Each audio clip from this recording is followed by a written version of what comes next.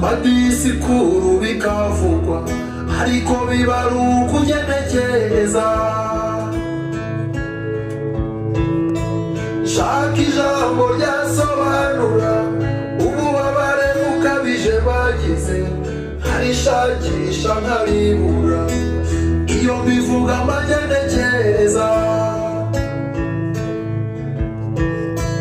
ndekundorere muvandimwe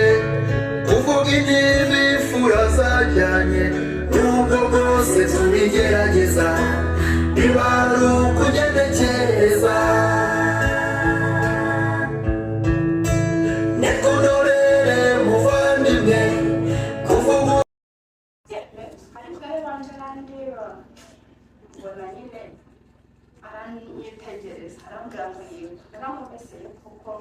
narahabaye byihuse abarundi koko baraje igihe cyarageze baraza James nyine yamenya